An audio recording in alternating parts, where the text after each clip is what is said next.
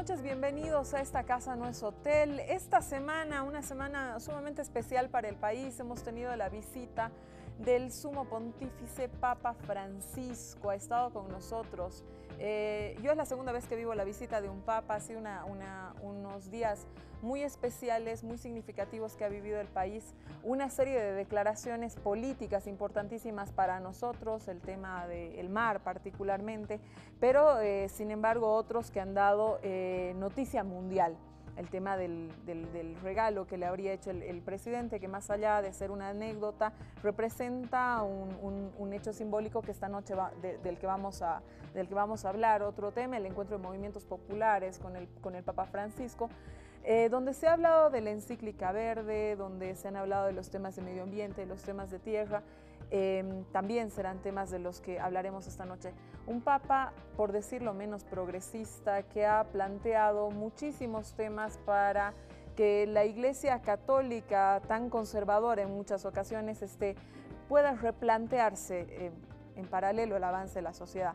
Temas como plantear que una separación, que un divorcio, que temas como hablar de la homosexualidad, creo que son avances absolutamente necesarios dentro de la Iglesia Católica y que los ha expresado el Papa Francisco, un Papa más por demás carismático, pero con un fuerte, importantísimo discurso político del que vamos a hablar esta noche. Tenemos como invitados esta noche al ministro de la Presidencia, Juan Ramón Quintana, a quien hoy hemos visto todo el día en las noticias, ha estado correteando, ministro, con el tema de Potosí. Sí, muy buenas noches, Susana, Miguel, buenas noches, un saludo a toda la audiencia de TV. Efectivamente hemos estado intentando y con toda buena voluntad y además con un gran compromiso por el departamento de Potosí, intentando convencerlos a los compañeros de Comcipo que se puedan reunir con el presidente como ellos lo han pedido, ¿no? Para resolver seguramente incomprensiones, algunas dificultades en el entendimiento entre Comcipo y el gobierno. Por lo tanto, hemos enviado una carta en nombre del presidente que planteaba recibirlos en la ciudad de Uyuni, pero desafortunadamente el presidente y los miembros del directorio han rechazado nuevamente esta invitación, a pesar de que en Potosí hay algunos sectores que estaban más bien empeñados en establecer el diálogo para resolver la problemática interna también que hay en la ciudad de Potosí, el desabastecimiento, la falta de actividad económica, el bloqueo que está, claro, además son 5 o 6 días que está generando ya no solamente preocupación, está generando, tiene un impacto en la economía. Es decir, el Comité Cívico de Potosí está reclamando que haya más inversión, pero a la vuelta, ¿no es cierto?, lo que está haciendo es impedir que se desarrollen las actividades económicas, mineras, turísticas, de los mercados, que está golpeando fuertemente a la población. Tenemos un grupo ahí de dirigentes que seguramente con planteamientos que los vamos a atender, que los hemos estado atendiendo, pero que no se conduelen de la problemática interna en la ciudad de Potosí y de los efectos que está generando a un gran grupo de ciudadanos, compatriotas nuestros, en la carretera. Esperamos, ministro, que con esto que usted nos cuenta a través de la Cámara, pues los ciudadanos potosinos, el Comité Cívico, pueda atender este llamado al diálogo. Con nosotros esta noche está también don Miguel Urioste. Don Miguel, que por primera vez lo tengo en esta casa, no es hotel, nos conocemos, nos conocemos, yo lo leo y usted me ve. Es un gusto tenerlo por primera vez en el programa, analista en temas de tierra, le agradezco estar esta noche con nosotros. Muy gentil, Susana, el gusto es mío. Un saludo a Juan Ramón, creo que hace muchos años que no nos veíamos en un set de televisión y es para mí un honor compartir este escenario con un ministro de Estado. Muchísimas gracias por estar esta noche. Bueno, como primer tema, como lo anunciábamos, el tema de la visita del Papa. Ministro, usted también ha estado lo hemos visto en la televisión muy de cerca en todo lo que ha sido este magno evento. Hay ciertos protocolos, el protocolo de protocolos internacionales, cómo se recibe un jefe de Estado, quién está primero, cómo se saluda antes y cómo se saluda después. Yo tengo una pregunta en este sentido que hacerle, ministro. ¿Quién escoge los regalos que se hacen a un papa? ¿Hay una comisión, etcétera? Usted sabe que se ha polemizado alrededor de un regalo, pero yo quiero iniciar que usted nos cuente, casi a nivel de anécdota, quiénes han sido las personas que hubieran elegido los regalos que se le han dado al Papa. Sí. Bueno, esa es una tarea que tiene que ver con la decisión del propio presidente, Cancillería, presidente, y también el equipo de protocolo, que también trabaja de manera coordinada entre Presidencia y la Cancillería, ¿no? Entonces, ahí se identifica los tipos de regalos, los regalos, ¿no? Las características de los regalos. Y para ir más precisamente a lo que tú quieres destacar acerca del regalo que es una réplica de una pieza tallada en madera por el padre Luis Espinal. En realidad esa sugerencia surgió en el conjunto de hombres y mujeres que tienen un vínculo muy fuerte con Luis Espinal. Nosotros acogimos la sugerencia de ofrecerle este regalo, esta réplica al Papa como un reconocimiento también de la lucha, del coraje, del valor del padre Luis Espinal, que fue cobardemente asesinado por miembros de la dictadura de García Meza. Entonces, era simplemente eso, además de otros regalos muy lindos, ¿no es cierto?, como el traje, por ejemplo, o el libro del mar, o otros regalos que se le entregó. Pero, los lindos sombreros de Tawichi. Y también, bueno, pero no solamente, lo que pasa es que hay algunos regalos que se entregan como parte de un protocolo muy convencional, pero también hay otros regalos de naturaleza muy espontánea, ¿no? Entonces, teniendo en cuenta que este es un papa no convencional, sin duda, ¿no es cierto? Que por lo tanto, cabía ofrecerle regalos de distinta naturaleza. Entonces, pero ese es un tema casi, yo diría, subsidiario, ¿no? Que obviamente ha levantado polvo en las redes sociales, pero de todas maneras, digamos, un poco para terminar sobre esto, se ha generado un debate sobre si es un tallado, un símbolo comunista. Nada más alejado de la verdad. El propio Javier Albó ha desmentido categóricamente que sea un símbolo comunista. Claro, seguramente la derecha, muy entusiasmada, ¿no es cierto?, por manchar la presencia del Papa, ha intentado hacer interpretaciones demasiado alegres, ¿no? Interpretaciones caprichosas. Lo cierto es que es un símbolo que es una interpretación más bien, por lo que han señalado, de una comunión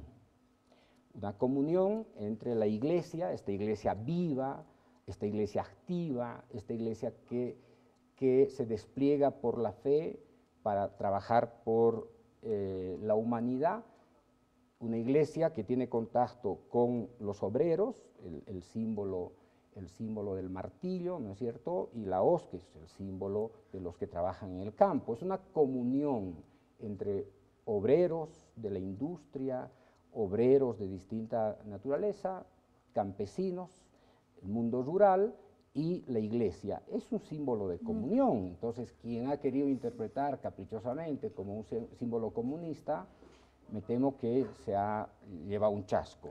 Miguel, ¿a usted qué le ha parecido el tema de lo del regalo? Yo permítame, ministro, voy a insistir con esto. Entiendo que usted es católico, Miguel. cuando el momento que ve que se hace este regalo, ¿no? Que es verdad que la primera reacción en las redes ha sido una reacción primeramente de desconocimiento absoluto de dónde provenía el tallado de esta cruz, que es tallada por quien además momentos antes el Papa hubiera hecho un homenaje. Pero ¿qué opinión como católico le merece? Yo te agradezco porque me permites introducirme a este diálogo en mi condición de miembro de la Iglesia. Yo quiero anunciar públicamente que soy miembro activo de la Iglesia Católica y por tanto considero que hemos tenido un enorme privilegio al recibir la visita de Francisco y que desde nuestro pequeño país ha hecho un anuncio gigantesco a la humanidad sobre la necesidad de hacer cambios profundos y radicales en el devenir de la historia. Yo creo que nunca antes el Vaticano, ningún papa se atrevió a decir tan claramente, tan contundentemente, la necesidad absoluta de cambiar de sistema, de economía, de organización social y de respetar la madre tierra. En ese sentido, el regalo del tallado de Lucho Espinal me parece interesante, provocador, pero al mismo tiempo es una muestra de afecto, entiendo yo, del propio presidente hacia un hombre al que él admira. El presidente Morales ha dicho varias veces que por fin tiene un papa y eso es muy importante. Yo creo que efectivamente esta visita va a acercar a la gestión pública con los fieles, con la sociedad, con las personas de buena voluntad, que no necesariamente estamos en función de gobierno ni somos militantes del MAS, pero que queremos que este país cambie radicalmente, porque hay injusticia, porque hay explotación. A pesar de 10 años de esfuerzo de esta gestión de gobierno, persisten enormes problemas estructurales y esta es una tarea de largos decenios hacia adelante. Y el Papa está dándonos desde este pedestal que es Bolivia un lugar en el mundo. Nos ha abierto su voz, su potente voz, a nivel planetario. Y desde Bolivia ha anunciado un cambio en el paradigma de la Iglesia, de la manera de pensar y concebir la propia fe, la religión. Terminar con esa idea del antropocentrismo, la fe vinculada exclusivamente a Dios y al hombre, cuando en medio está la naturaleza, esa tierra que él llama nuestra casa común, esa tierra que está deteriorada, que está destrozada, que está convirtiéndose en un, como dice él, en un basurero de porquerías, como efecto del calentamiento global, los desechos, etcétera, etcétera. Entonces, yo quiero destacar que hemos tenido como bolivianos el honor y el privilegio de tener a un hombre profético que se adelante en sus tiempos. Esta encíclica y sus mensajes, sobre todo con los movimientos sociales en Santa Cruz, estoy seguro que va a marcar historia. Reitero lo que dije hace un momento. Donde además se cita por primera vez en una encíclica a religiosos que también lo hubieran escrito, ¿no? Claro, o sea, exactamente, diferentes conferencias episcopales, diferentes obispos y cardenales que han construido un documento colectivamente y también los propios movimientos sociales que participaron en el evento en Santa Cruz. Entonces, es una creación colectiva que ha recogido y ha sintetizado, creo que de manera brillante, provocadora. No olvidemos que en septiembre va a estar primero en Cuba y después en Estados Unidos, y seguramente la reacción en Estados Unidos a esta contundente condena al capitalismo salvaje va a ser rechazada por las élites y por los grupos de poder y por las transnacionales y las corporaciones, y va a ser difícil para el Papa sostener sus principios. Ministro, varias lecturas en relación de la llegada del Papa. Una lectura en principio muy eufórica en Occidente particularmente acerca de las declaraciones hechas por el Santo Pontífice en cuanto al reconocimiento de los derechos en la Constitución Política del Estado, esta polémica declaración del MAR de la que vamos a hablar un poco más adelante, aquello de decir que el proceso de cambio, que a él le gusta escuchar la palabra proceso de cambio y hacer toda una explicación conceptual a lo que él entiende el proceso de cambio, realmente casi uno cuando veía la televisión sentía que el Papa casi que era un aplauso a lo que estamos haciendo. a lo que se está haciendo como gestión de gobierno, a cómo hemos avanzado como país. Sin embargo, hubo una segunda lectura, ¿no? Ya al finalizar el viaje del Papa en Oriente, ¿no? Básicamente cuando termina la reunión con el clero, la salida de Palmasola, cuando el Papa deja los regalos en símbolo a una necesidad de unión, que representa la representación de la inclusión, ¿no? Entonces ahí se ha dado cierta interpretación como que el Papa hubiera llamado la atención que no estamos en un momento de inclusión, etc. Una tercera, mucho menos escrita, digamos, en los medios, pero que me parece importantísima destacar, vemos un presidente, Evo Morales, que no se ha quedado en una posición conservadora, sino un presidente Evo Morales que ha sido como es, que ha mostrado cómo es su gobierno, que ha mostrado cómo gobierna, al entregar un regalo que, mucho más allá de lo simbólico y lo anecdótico, es precisamente toda esta explicación de la que usted, esta explicación que usted nos daba, ¿no? Es decir, un Evo Morales que le dice al hombre, al político más influyente del mundo, yo soy de izquierda y te lo muestro acá y mi defensa está, mi línea está con aquella gente que ha defendido la lucha de principios de izquierda, ¿no? Entonces, ¿cómo hace el gobierno, y eso se lo pregunto a través suyo, la lectura de lo que significa la llegada del Papa? ¿Cómo hace la interpretación el gobierno de Evo Morales? O sea, ¿cuál es la agenda post la llegada del Papa? Dentro de todas estas interpretaciones que se pueden tener en la prensa, etcétera. O sea, ¿cuál es la agenda que ustedes sacan de la llegada del Papa? Y digo sacan no en un sentido negativo, sino que ¿con qué nos estamos quedando como agenda país? Bueno, a ver, primero que el Papa no está llegando en cualquier momento a Bolivia.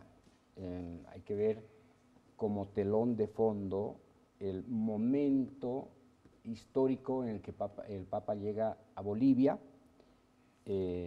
instala un discurso que tiene que ver con ese momento, pero que también la presencia del Papa y sus discursos obedece también a la necesidad de dar mensajes a la propia Iglesia, es decir, hay que ver en qué circunstancia el Papa ha elegido América Latina, ha elegido Ecuador, Bolivia y Paraguay, y creo que es importante destacar este contexto.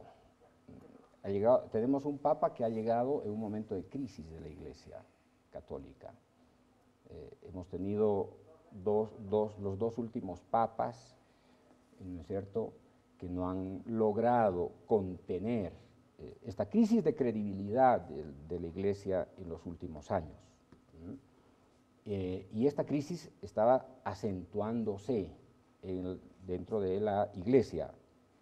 Había como señales de un cisma en la Iglesia, a raíz de diversos problemas, el debate sobre la pedofilia, la pederastia, el problema del manejo de los recursos económicos del Banco del Vaticano, los debates políticos internos en la Iglesia. La Iglesia estaba en un momento de crisis, había que contener esa crisis. Y creo que se hizo una elección sumamente inteligente para elegir a un Papa latinoamericano, argentino, que conoce muy de cerca los problemas de la gente, los problemas cotidianos, humanos de la gente, con un altísimo grado de sensibilidad, y que no solamente conoce los problemas de la gente, sino también conoce los problemas del mundo. Entonces, tenemos un Papa muy ilustrado, un Papa culto, pero un Papa muy consciente de la problemática interna de la Iglesia, pero además enfrentado a una curia conservadora que trata obviamente de imponer, ¿no es cierto?, los códigos convencionales, no sé de cuánto tiempo atrás. Ese es el Papa que ha llegado a América Latina y a Bolivia en particular. A partir de eso, nosotros no creemos que se tenga que interpretar si los discursos en Occidente concilian con unos temas o los discursos en Oriente. Creo que ese es un análisis que no se corresponde, ¿no?, con la realidad. Lo valioso del Papa es el conocimiento que tiene del país, además que lo conocía antes de ser Papa, afortunadamente, conocía Bolivia.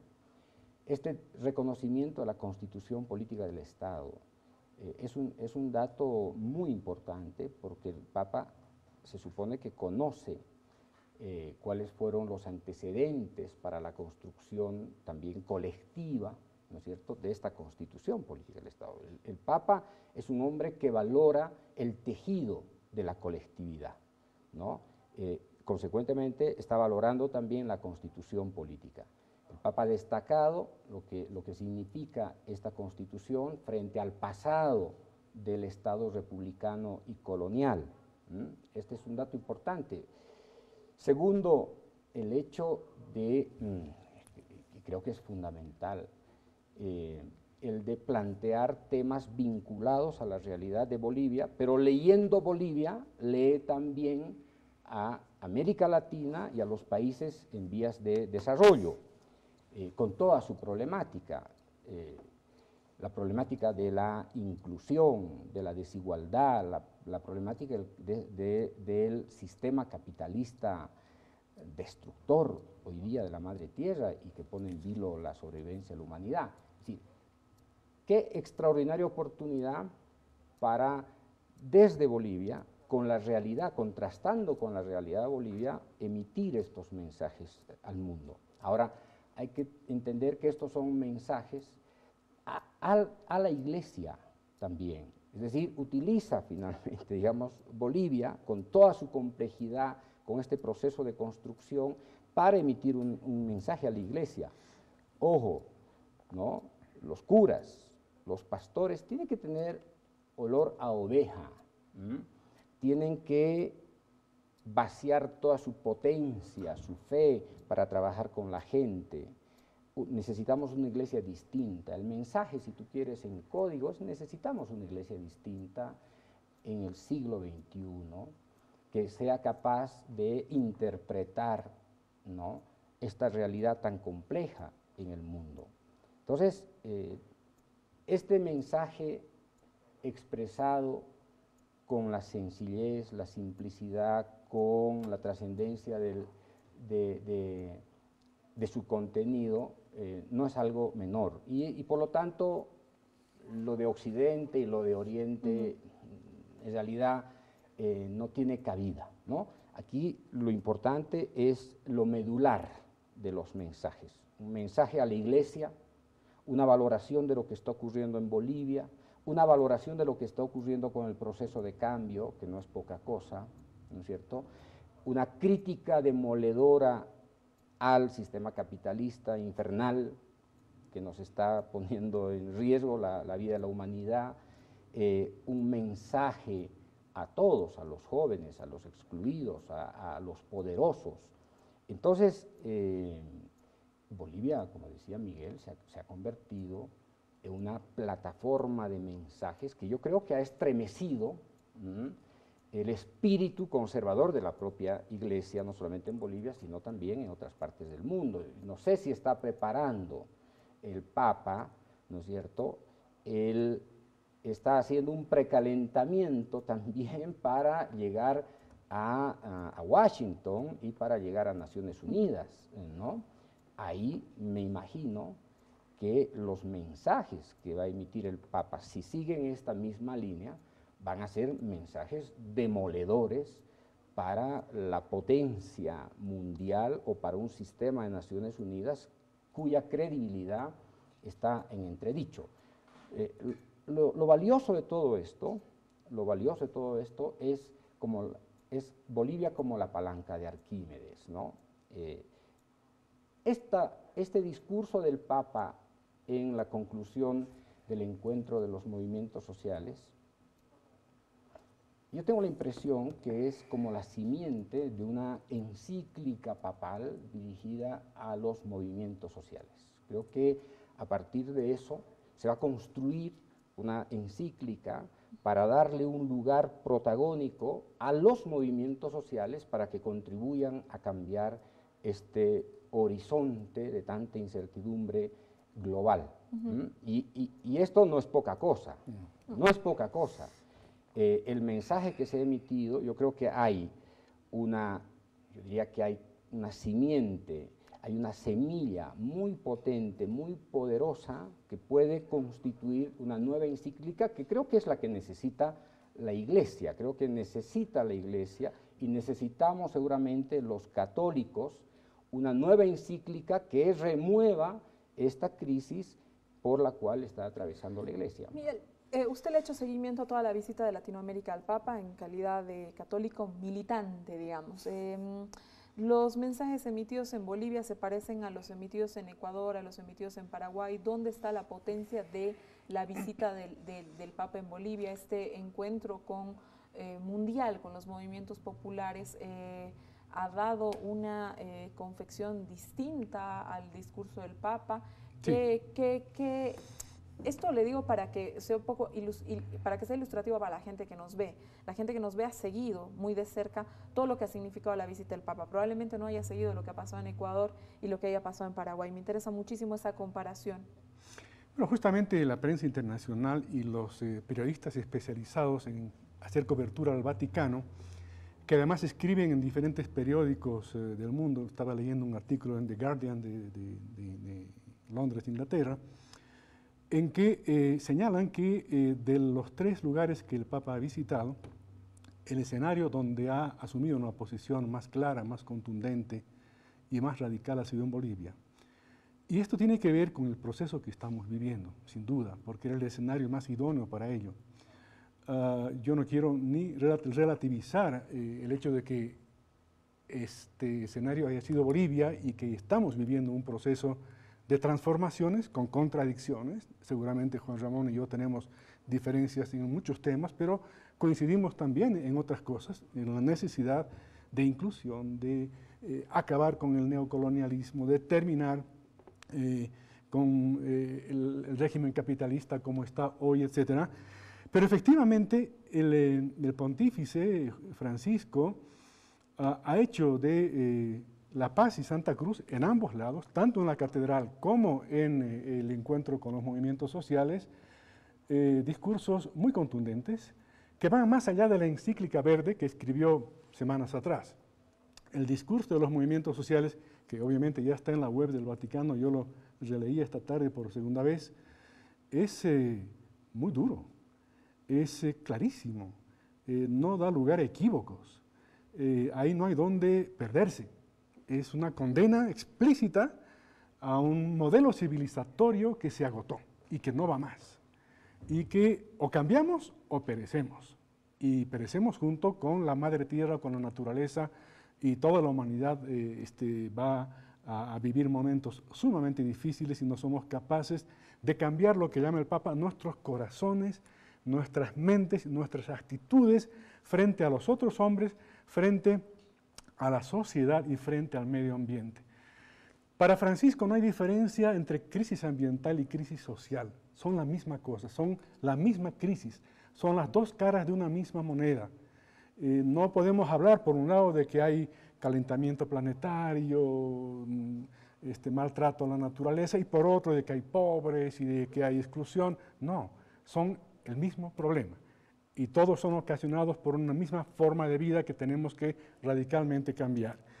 El Papa usó conceptos muy duros. Habló del capitalismo salvaje como el excremento del diablo.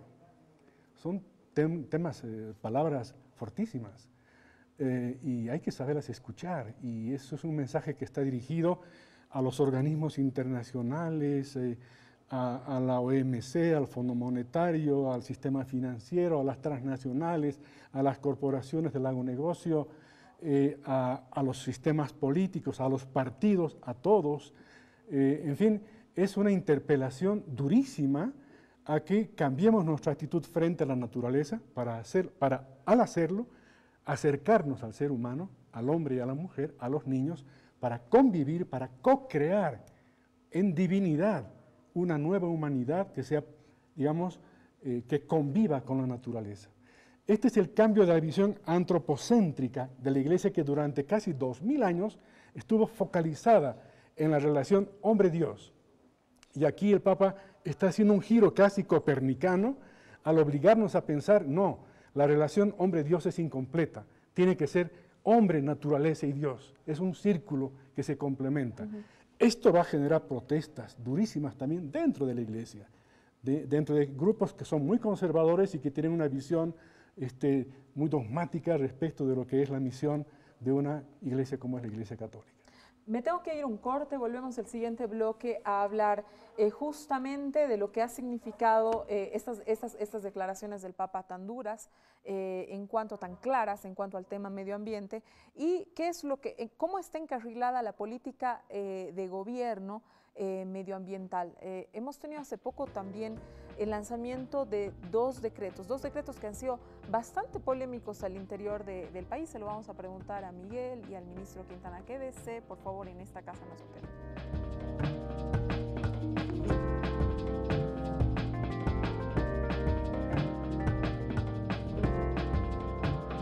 Nos hemos pasado